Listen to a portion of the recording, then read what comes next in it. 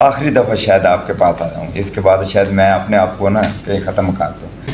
अगर आपके जमात साबित होते ना तो मैंने उस तफ्तीशी के खिलाफ पर्चा करा देना है सर। उसमें अगर ऐसे जो शामिल रहा तो मैंने उसको नहीं छोड़ना सर। ठीक है, ये दूसरी दफ़ा सर आया हूँ आपके पास, सिर्फ आपका सुन के आ जाऊँ शायद। आपका फिर हम इधर इंक्वायरी लगा दें, ये तो ऐसे जो रिपोर्ट आ गई वो तो जैसे सर आप बेहतर समझे। हाँ, आखिरी दफ़ा शायद आपके पास आ जाऊँ, इसके बाद शायद मैं अपने आप को ना कहीं ख़त्म कर दूँ। क्यों? इससे सर और तवक्को ही नहीं है मुझे।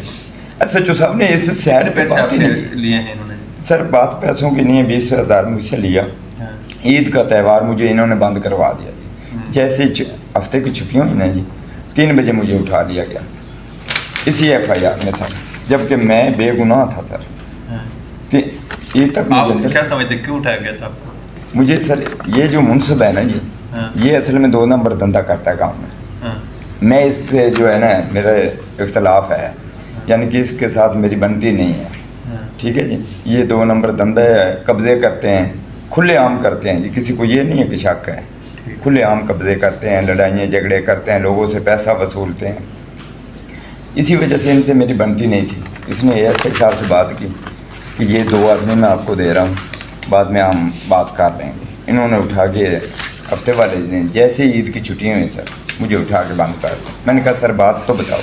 कहने लगे ये आपके नाम ना फौजी है कोई तैयब नामी, तो उसके गेट की जो है ना चोरी हुई है तो आपका नाम है।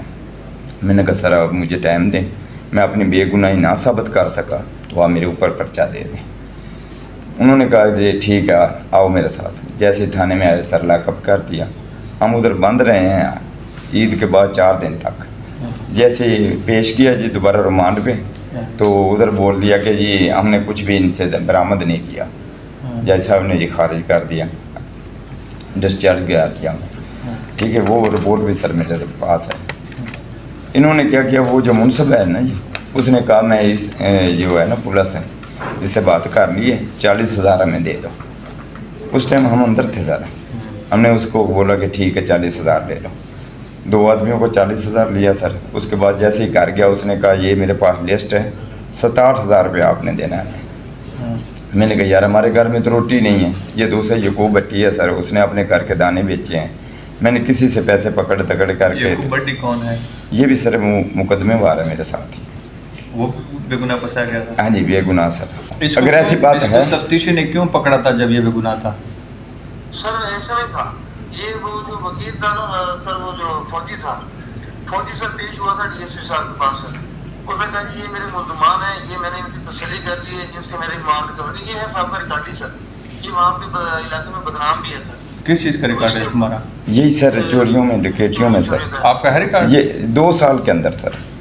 इससे पहले आप मेरी उम्र देख लें सर, इससे पहले मेरा कोई रिकॉर्ड हो, कोई पर्चा हो। 2 साल के अंदर रिकॉर्ड किसने बनाया फिर? आप क्या कह रहे हैं? ये सर जो ये मुनसब है ना सर, ये आए दिन किसी न किसी केस में मुझे सर फंसाए रखता है। इसी दरख्वास्त पे भी कराएंगे। अगर आपके जमात साबित होते ना तो मैंने उस तफ्तीशी के खिलाफ पर्चा करा देना है सर। उसमें अगर ऐसे जो शामिल रहा तो मैंने उसको नहीं छोड़ना सर। ठीक है, इस पे अब करे जी DSP हेडक्वार्टर करे, और जब ये पार्टी आ जाएंगी सर तो जो है आखिरी दफ़ा मुझे भी सुनवानी है। ठीक सर, ठीक है, आखिरी बार आ जाता हूँ आपके पास। इंक्वायरी करेगा DSP हेडक्वार्टर सर, वो इंक्वायरी करेगा जी सर। लेकिन ये इंक्वायरी फाइनल करने से पहले मैं सुनूंगा सारी पार्टी। राइट सर, बिल्कुल राइट सर। और इसमें रिपोर्ट लो खुफिया भी ठीक, इसको हम मंतकी अंजाम तक पहुँचाएँगे। ठीक है।